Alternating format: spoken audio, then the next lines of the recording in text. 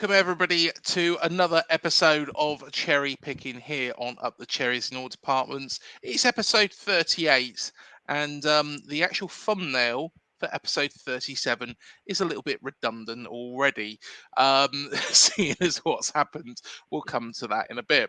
But, of course, I have my main man next to me. Manny, how you doing, Manny? All good, Craig. All good. Always look forward to a little cherry picking during the midweek. Sort of a nice way to wind down from the Champions League action, although European football continues. And yeah, always looking forward to these sessions. And we do have a lot about which to speak. And I really do love how, by being a part of all of this, there's so much of a connectivity between our two clubs and what's going on these days. Yep, there certainly is. And it's not just Basque managers. There's a lot more, of course. So, well, let's get stuck into this because, of course, we have Newcastle United and the return of the chosen one, God, Sir Eddie Howe, whatever, you know, you want to praise him with. Um, However, of course, you had an experience last weekend with Eddie that wasn't really satisfactory for your club, Arsenal. No, it wasn't, and it's one of those games where you just have to take your hat off and say that Newcastle deserved their win because they came out with a plan, and obviously they performed it to the letter. Hmm. Um, we're obviously going to talk a great deal about the whole VAR situation. Definitely, everything sort of ties in, but at the end of the day, all I will say to Arteta is, you know, you ought to know better as a manager, and you will be effectively a marked man in lieu of some of the things that you've said, and you pretty much put a target on your head. Yep, no, fair enough. And to be fair, I did make a video. Well, I'm trying to think when it was. It's been a crazy week. Midweek about VAR, and of course, we had our own VAR call against Burnley. We haven't spoken since then because, of course, work and everything is building up, and everybody gets so busy. But of course, there was that situation against Burnley where Burnley scored an equaliser to make it 2-2. Now, of course, we won the game 2-1, so it didn't count, as everybody will know. But 7 minutes to make a VAR decision. Um, what is going wrong with this setup? You know, I'm having so many discussions on the whole VAR issue with some mates of mine, whether on other YouTube platforms or on social media. Hmm. And I have a theory, call it a conspiracy theory or what have you, that the Premier League bosses actually enjoy the chaos and the controversy that's taking place because they know that it's going to lead to a lot more exposure and a lot more focus on the league. It'll be that much more of a money spinner. You know what they say, Craig? Drama often sells. Yeah, And that's probably one reason why the technology that was used during the World Cup in Qatar was really ensure that there wouldn't be too much controversy with regard to certain calls. Why couldn't that be used in the Premier League with all the money that's flown in um, from whatever sources you have? And the answer is simple. They're a bunch of penny pinchers. Now, um, for some context, I'd like you to if you could describe what happened with the Burnley equaliser and why it was disallowed briefly. I mean, maybe I can, fill myself in because sadly I didn't get to see that match, but I will talk as well about the Newcastle one. it was a very, very close call on offside. So a well taken goal, to be perfectly honest. But, it was just that slender, it was effectively like a toenail offside. We're very, very lucky because let's be fair, if that counts, that's Iriola's job gone. And personally, I think we're in the situation now where you can't judge Iriola on Well, I say that, but then again, I feel that we will discuss Iriola and judge him on that game. But I did say before the game that you can't judge him on Man City. You can't sack him on that Man City game. That Burnley game, you can do. And he's not out the woods yet. By all means, he's still a man very much in danger. But I one of the points that I made was, why don't everybody's got iPads nowadays? Why isn't there an iPad at the side of the pitch where the referee can do their own fast forwarding and rewinding? They know how to use VHS recorders. Let's be fair. Um, it doesn't take a rocket scientist to know that. But then they could rewind it, fast forward it, make their own decision. Now, if they get that decision wrong, it is just on them, and therefore, that human element comes into it. Whereas at the moment, because of computers and things like that, they have to get it right all the time, don't you feel? Absolutely. I mean, technology pretty much says it. And you're going to see a lot more controversial calls like that, the tighter they become. But Mm. at the end of the day, as long as everyone has faith in the fact that the technology is being used properly and according to the rules, um, with or without maybe a little discretion or what have you, the fans can at least be satisfied and sort of accept it. What I find a little bit ironic, in a way, Craig, is that several managers, and I'm reminded here of what Mauricio Pochettino quite brilliantly said in the Mhm. aftermath of the um, of Chelsea's shock win at Tottenham Hotspur, where he went back, of course, to his old stomping ground and ended up stomping all over his former employers. But he will be honest enough to know that, in as much as they deserve credit for taking their opportunities, Spurs were second best for a large majority of that entire game. Yeah. And he also said that managers can't hope to have the penny and the bun in saying that we should have VAR to try and eliminate whatever controversies there are, because it can help managers at times. And bear in mind that the reason why, the reason why we actually have VAR is to eliminate controversy. It's just unfortunate that the controversy seems to be increasing, but that has nothing to do with the technology and more to do with how the technology is being applied or how it's not being applied in certain cases, because we've seen in many cases as well the line technology to determine an offside that in some matches hasn't been used. And we've been the beneficiary of an offside decision against Manchester United when Garnacho scored what could have been a brilliant winner at the Emirates Stadium against us, only to be determined to be only there to be a marginal offside. And we, of course, went on to win 3-1 thanks to a deflected goal from Declan Rice and Gabriel Jesus, wrapping things up with a ribbon. And, you know, but Pochettino pretty much said that managers can't have the penny and the bun by saying that we should have VAR, it is a good thing, and then complain about it when the decision goes against you.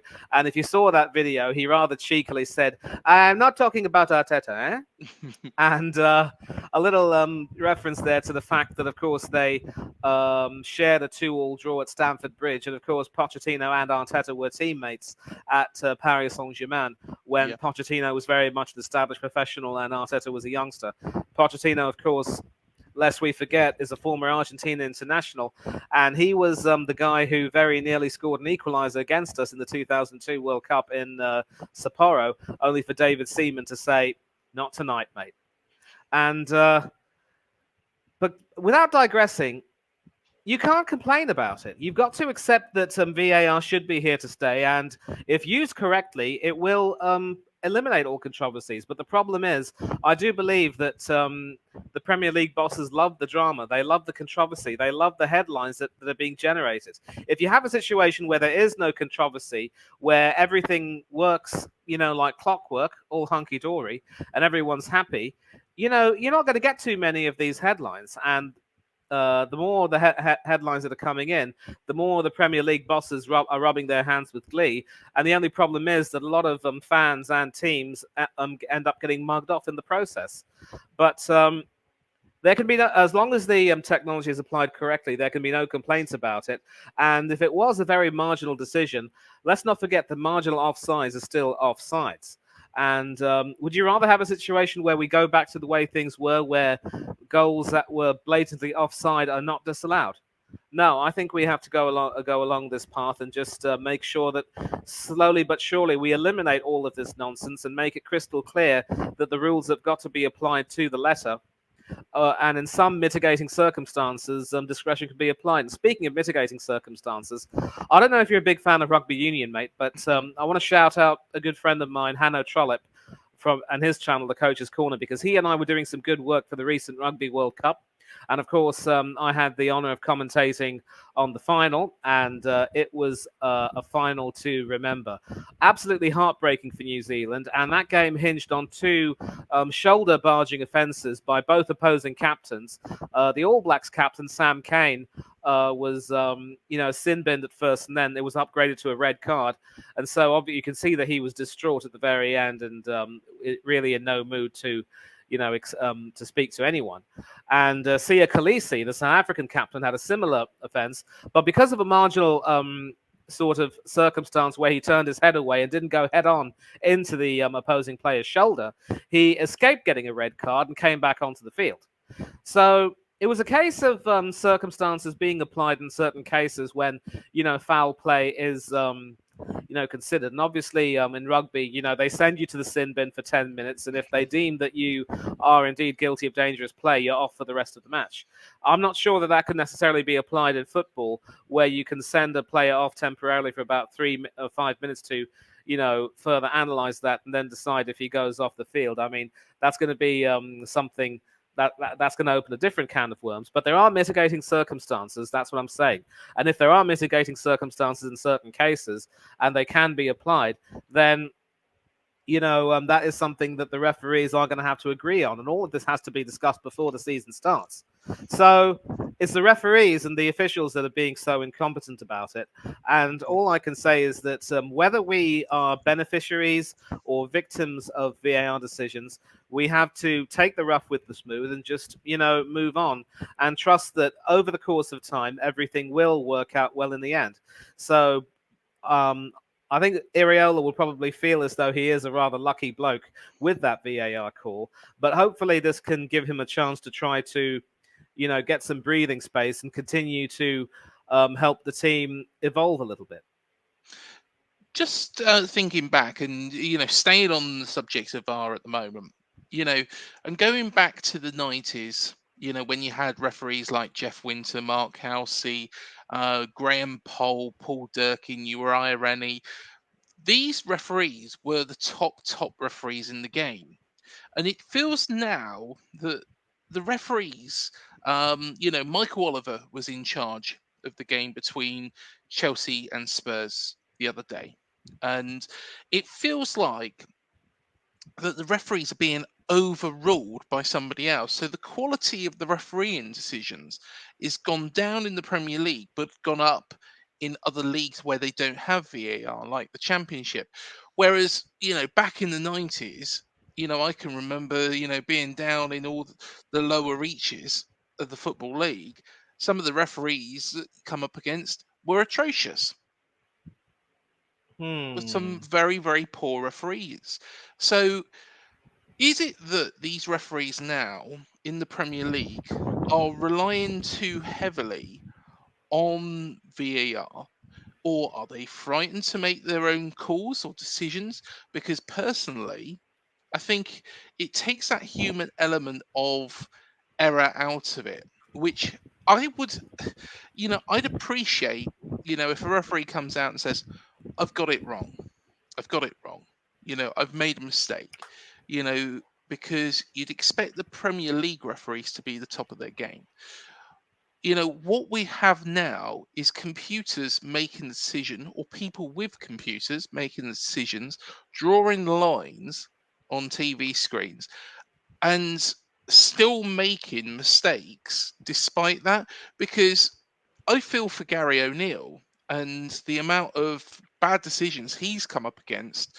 He's had the one against Newcastle.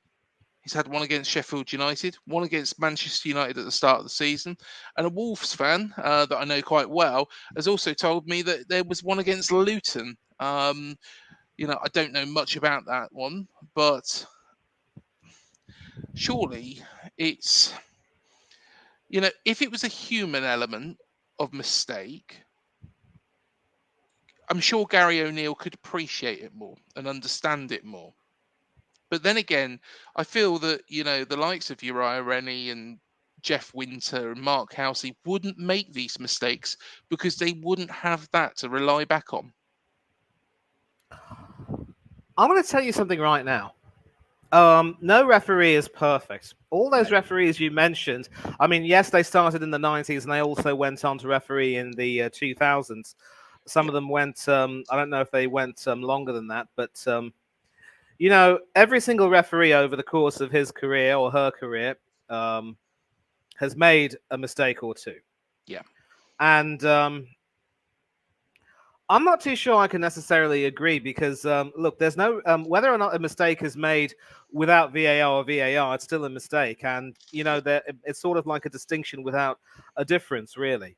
And if you have situations where, without VAR, officials come out and say they got it absolutely wrong and they're really sorry about it, that may sound nice in a way, but it really is of no real consolation at the end of the day.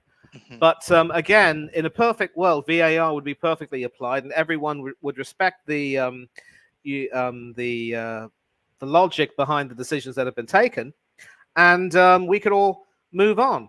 And that sort of segues into the decision which uh, was given against Arsenal in favour of Newcastle. With the issue here was that it was a Newcastle attack, and the ball was sort of rolling out towards the goal line on the left side. Former gunner Joe Willock, who came on as a substitute barely minutes ago, was sprinting towards that ball and was able to prevent that from going completely over the line. Hmm. Now, the rule, of course, and the technology that was used in the World Cup quite brilliantly to award Japan a goal because the ball was deemed to have not fully crossed the line. Had that been used over here, and I think it might have been used, it would have been fine. And Willock was deemed to have done more than enough to keep the ball in play. And he ended up delivering that cross, which the on loan Brentford goalkeeper David Raya disgustingly flapped at. And I believe there was a huge fracas at the goal mouth where Gabriel Magalhaes had a couple of hands placed on him by his compatriot Joe Linton. And there might have been talk about an offside, perhaps, before Anthony Gordon smashed that into the net.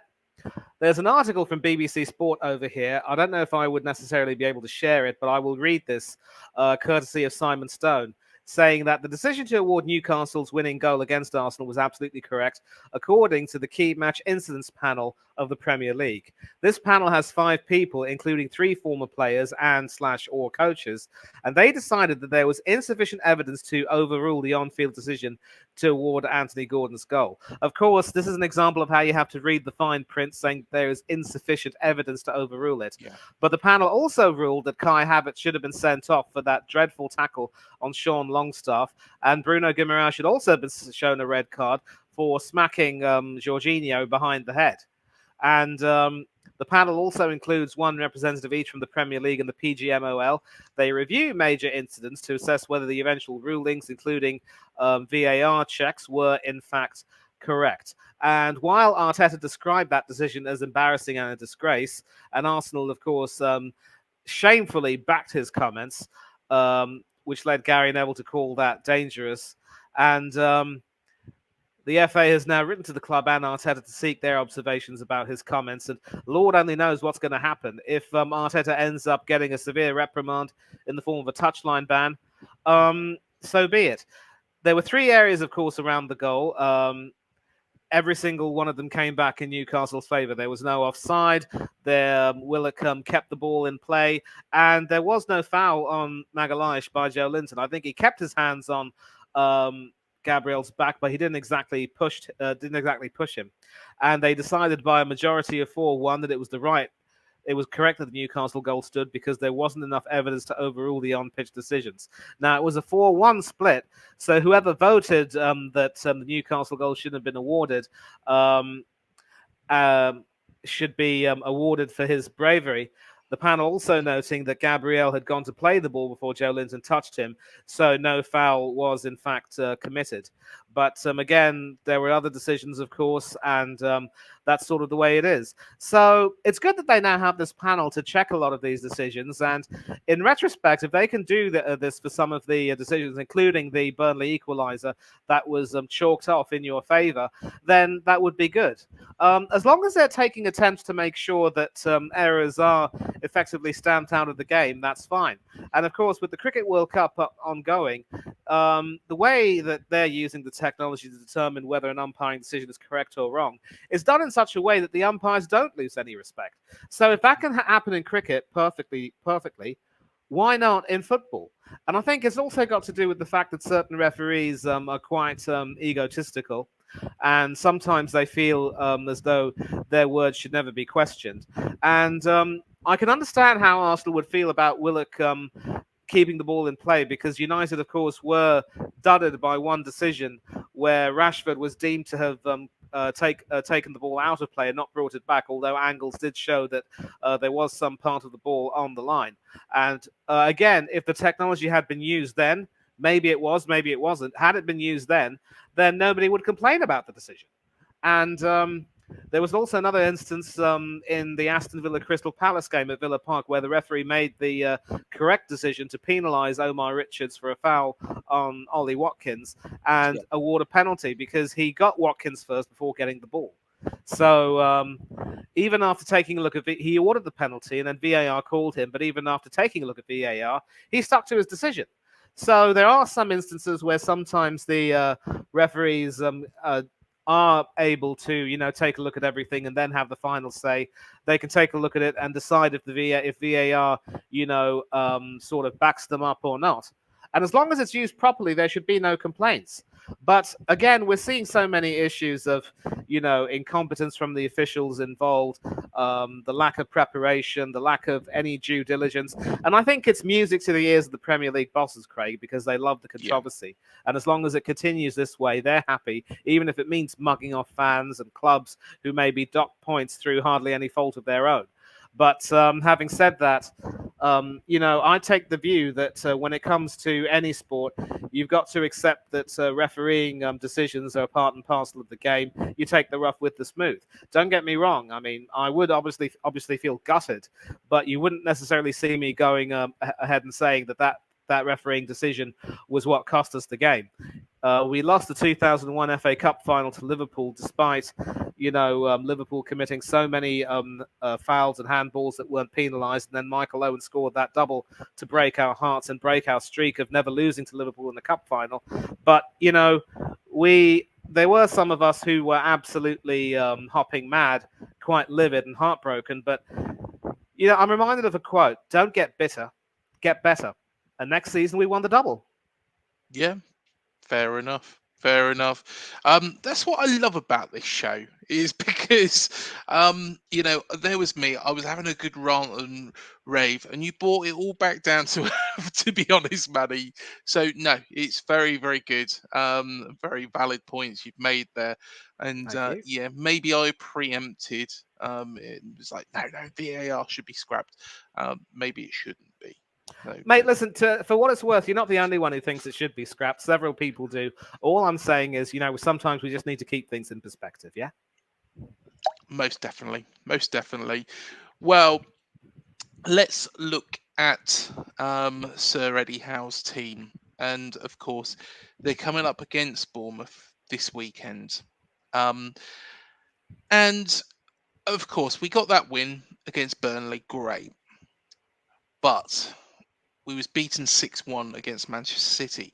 Now, my theory, and I've got a method of thinking about Newcastle actually so far this season. I've seen them a couple of times, and I actually think they look better than they did last season. They look like they're making progress. However, firstly, I think the Champions League games, are taking their toll on that squad.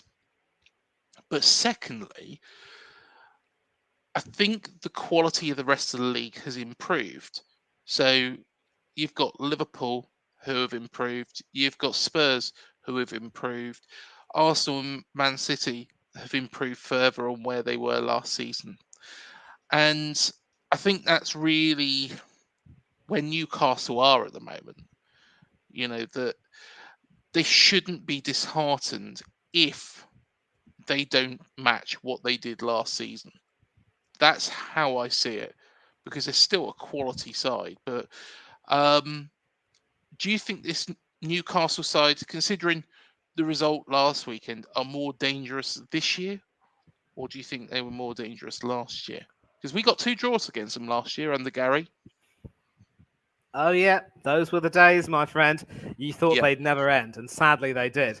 yeah. And I know the Carpenters are gonna, chide me for that, but whatever. But one of the things which I talk about with regard to Newcastle, and I want to shout out Carl Thackeray, who also has his own channel as well. We were doing a Yeah. preview together for the Newcastle Arsenal game, and I was sort of talking about how, in as much as Callum Wilson is still a quality striker, yeah, and his channel is of course 100% Mags. Check it out on YouTube if you can, and of course, congratulations to Callum Wilson for earning a recall to the England squad, as announced today by Gareth Southgate. When you compare Wilson to Alexander Isak, interestingly, they almost have pretty similar stats when it comes to goals scored. But Isak actually provides some that sort of an X factor, which I'm not sure that Wilson has. And we saw that when Newcastle creamed Unai Emery's team, Unai Emery's much improved team, it must be said, on the first game week of the Premier League. And with their 4-3-3 formation, which Howe likes to use, he's able to get the benefit of that 3-man midfield with Sean Longstaff, Bruno Guimaraes, Joe Linton, Guimaraes rather, then Joe Linton and Joe Willett coming on. And sad for Jacob Murphy and his shoulder injury. I mean, I saw it get aggravated against Arsenal, and that looked painful. Also, some young talent in the form of Tino Livramento and Lewis Hall, and Jamal Lascelles has certainly stepped up brilliantly in the absence of Sven Botman, who's out injured. Nick Pope is still proving to be a fine goalkeeper, and why he hasn't been picked for the England squad of late, I have absolutely no idea. I Yeah, would it's like to see, crazy, of course. I would like to see, of course, once the qualifiers are over and done with, there will be room for more and more changes as and when the season progresses. In which case, as much as I, feel for former Cherry Aaron Ramsdale, you have to say that his lack of football at Arsenal will eventually cost him, like it did Joe Hart. But back to Newcastle. With their 4-3-3 formation, they were able to nullify our own 4-3-3. Our midfield with Kai Havertz and Jorginho and Declan Rice. I mean, Rice was outstanding, but Jorginho and Havertz simply weren't able to step up. Havertz, in particular, was completely anonymous, and as was mentioned, he should have been sent off for that disgraceful tackle. Ironically, of course, this was almost the same 11 that played Sevilla in midweek and won. The difference being, of course, with Eddie Nketiah injured, we started Leandro Trossard on Wednesday, but Nketiah started that game on Saturday, and it was another inept, innocuous, anonymous performance from him. And you have to think that injuries permitting, I think the same 11 that started against us will probably be the same 11 that gets to start against your lot, Bournemouth, and that 3-man midfield of Longstaff, Guimaraes, and Joe Linton will have to be. You're going to have to watch out for them because they're obviously going to try to keep the play ticking and make sure that Almiron, Gordon, and Wilson get some good service.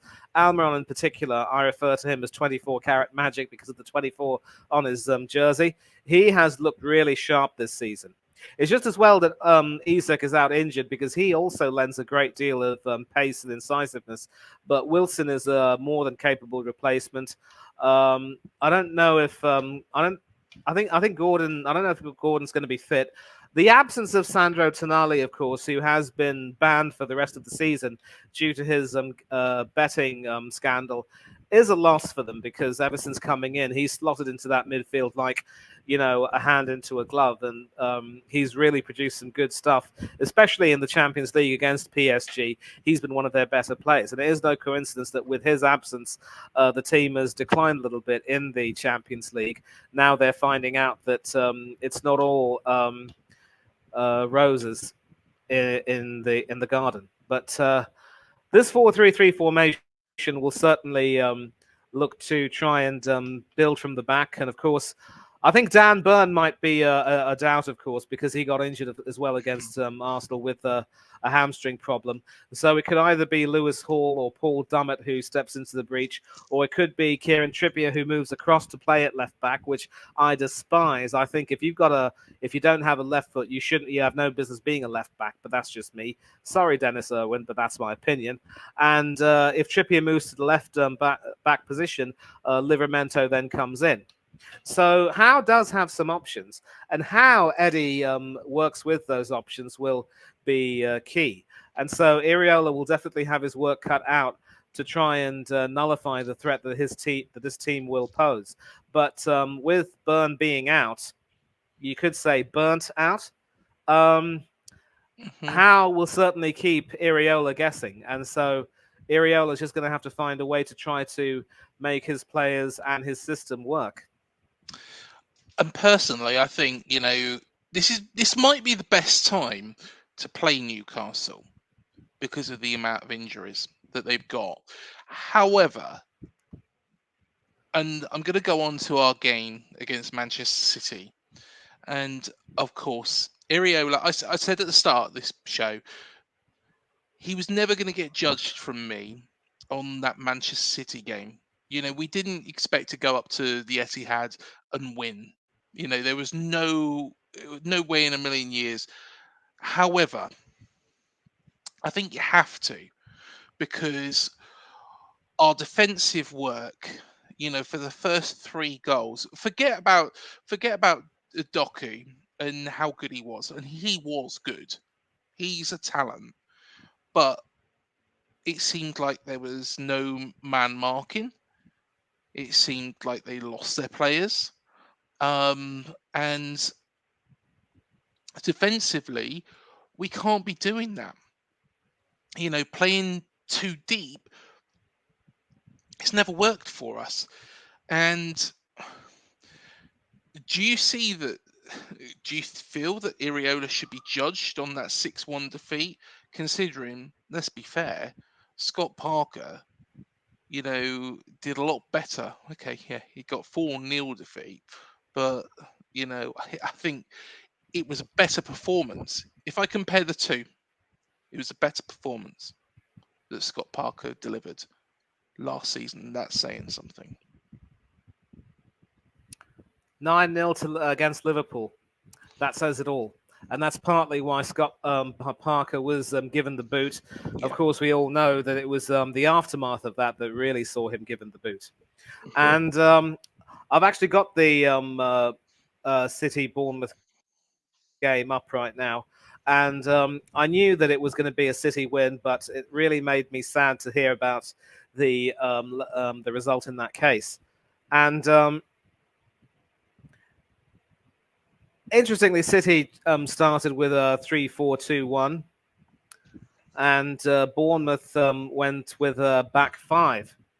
Yeah. And you had Lloyd Kelly and Kirkes on the left, Zabani in the middle, and Chris Mepham and Max Aarons on the right.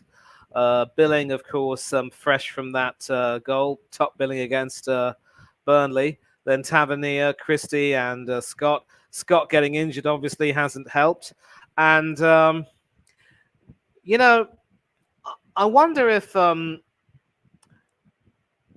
think what seems to be Iriola's problem is that he does have a good supply of defenders, but as far as the midfield is concerned, I'm not too sure if he can find the correct combination to really work with. It seems that every time he tries to shuffle the midfield, it just doesn't seem to work.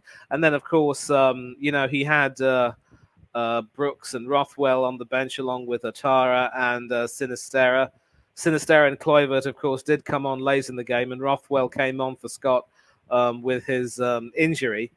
But again, it's a case of I just think some of the players might have been a little bit overawed. And maybe Iriola's attempt to be a little bit too defensive sort of backfired.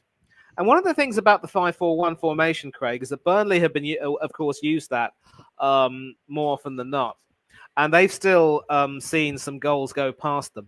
The big danger about playing five at the back and four in the midfield is that it does tend to get a little bit, I would say, congested at times. You often think that, I mean, if I were a defender in that formation, I'd often think that someone else can, pick up the slack when it comes to marking someone or going for a tackle of some sort. And maybe Iriola would have been better going with a flat back four, but just trying to, pack the midfield a little bit and try and have have a couple of options up front.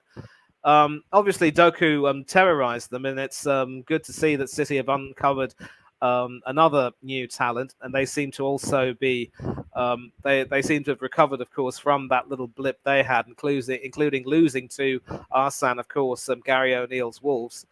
Yeah. Interestingly, Gary O'Neill's Wolves played the 4-3-4-3 against City, and they were able to nullify them. But crucially, of course, Guardiola wasn't on the sidelines for that game, so maybe City were weakened. I don't know, but it's a question of Iriola saying that they were compact for the most part for about half an hour, and then once City scored, everything just started flowing in. And of course, Doku scored first, followed by Silva, then Akanji. 3 goals in the space of about 7 to 8 minutes, and I think it was pretty much a game over then. In the second half, it was more of the same, including ex-Cherry Nathan Ake also Yeah. adding some gloss to the scoreline with an 88th minute goal. Sinistera took his goal very well. I would say that this game was what a lot of people would call a free hit, as it were. And Alex Scott's injury has also not helped, and Tyler Adams is still out of commission for the most part. And I think there is something over here on the BBC Sport webpage where people have said, Mark Mitchner for BBC Sport saying that finding the right midfield, of course, will have to be vital. And so Iriola has these fine midfielders. He sees them every day in training. But he seems to be chopping and changing the midfield a little bit too often, if just because results haven't gone very well. And when you have a system where the midfield gets chopped and changed, it's bad enough if you chop and change the defense. If you chop and change the midfield, you're asking for trouble because games are often won in the midfield. And there is another crumb of comfort, though, which I haven't mentioned. Guimaraes for Newcastle will be suspended because he deservedly got booked in that game against Arsenal, and he will miss this one. But they can replace Guimaraes with Joe Willock, who, of course, scored in the League Cup against Manchester United and looked really good against his former club. Was okay in the Champions League, although obviously Dortmund had more motivation and ended up winning. But Eddie Howe pretty much seems to be set, and as long as he can get Willock to continue where he left off, then all's well that ends well. But Bournemouth do have some problems, and it will be normally, of course, whenever we would talk about these upcoming games, Craig, we'd sort of try and figure out what would be the lineup. And yet, I just don't know if we can even pick a lineup right now because I don't even know what No. formation Iriola would try to use. It's good in the way that he was trying to be, defensive, but now he knows that having 5 at the back, it was used well by Gary O'Neill, but this time around, I think maybe the defense just got a little bit too complacent. a little bit careless, and City just punished them. So those mistakes can't be made against Newcastle with Wilson and Gordon in good form, and Almiron also, lighting everything up. But without Guimaraes, Newcastle won't really have that enforcer. So it's going to be up to you now to try and take advantage of that and try and see if you can't um, overpower the Newcastle midfield. I think, and one thing that really annoyed me about this Man City game was, if we conceded in, the third minute, fair enough. But if we had gone for it like Gary O'Neill did in that 3-4-3 formation, I think we would have had a lot more success, being more direct, not passing around, not trying to control the game against a side that can control the game a lot better than we can. That's the biggest problem, is that they are the experts. And of course, he tried to do that against Arsenal as well. He's not out of the woods by any stretch of the imagination. Now, could he be judged on this game? I'm not really sure. But Sheffield United, there's two parts of me now thinking, and we'll go on to what also has happened as well and tie this in. But there, if we was to be beaten by Newcastle, if we made the decision before the Sheffield United game, that gives the new manager that fresh impetus to put onto his team, how to get the best possible result against that team.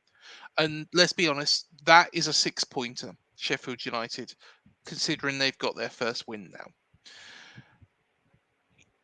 On the spin side, should he be given that game, to prove he's turned the corner? And if he loses it, then I'm sorry, he can't stay if he loses that game. The thing also, though, that's thrown a little bit of a curveball is Richard Hughes has, well, appears to be leaving the club on his own accord. Now, who knows what this is? Working your notice. Now, you could be dismissed from a company, any company, and you could be made to work your notice or be put on gardener leave. And that effectively is like working your notice. So that may be the case. Not saying it is, not saying it isn't.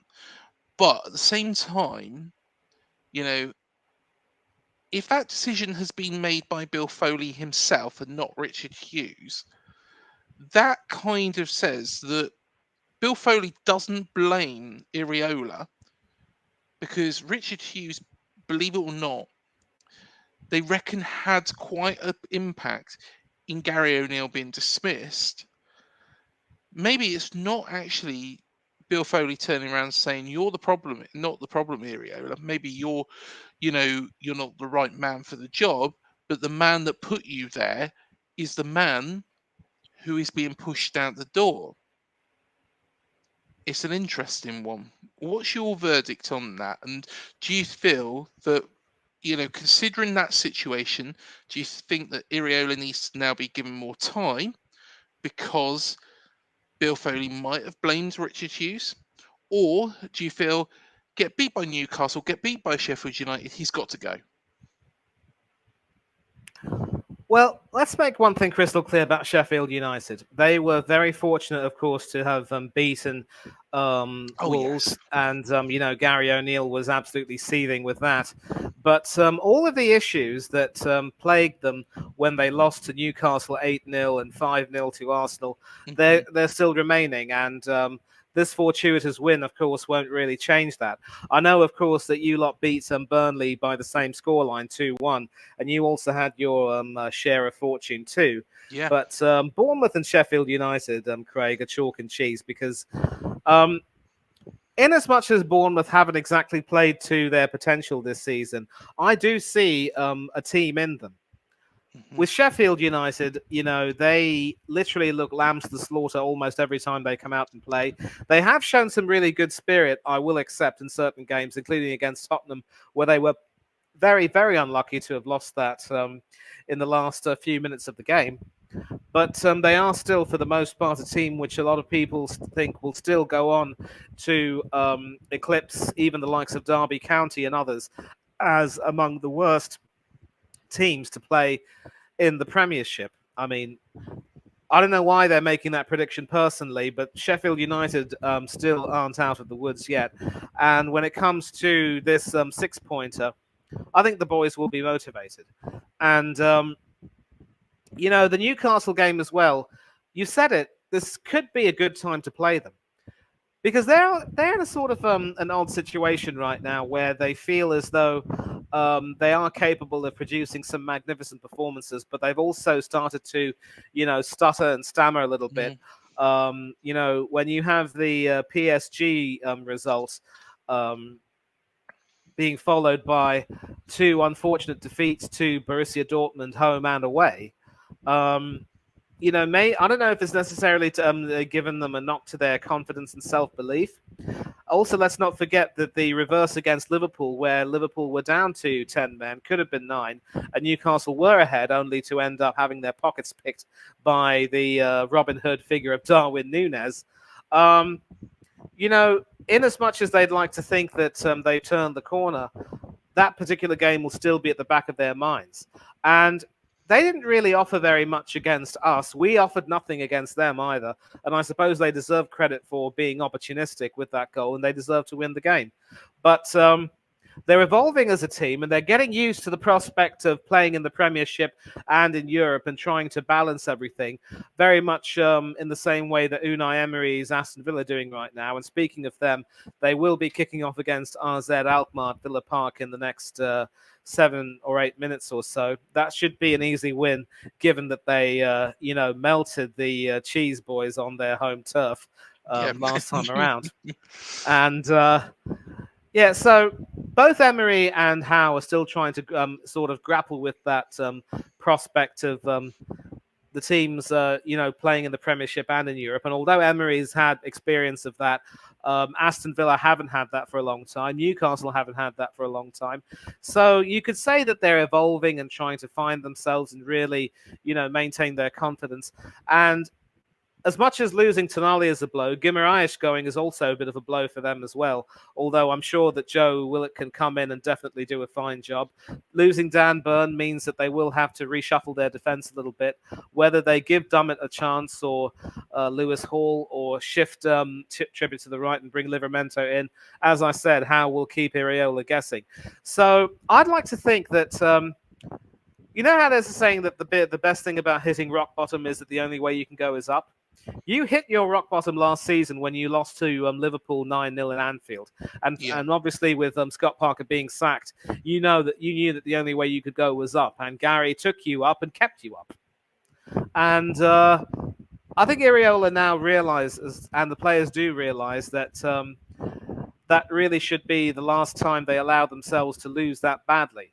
And Iriola now has to be brave enough to pick a formation which he sees working and which he knows will work, and stick to that, defensive and midfield, because you can't hope to try and go get a good run of results if you don't have a consistent team. Although injuries are, they can't be legislated for. And I feel for Alex Scott, I feel for Tyler Adams, and Yeah. also for Neto. Yes, his form wasn't the best, but I think it was the injury which ended up seeing him sidelined in favour of Radu.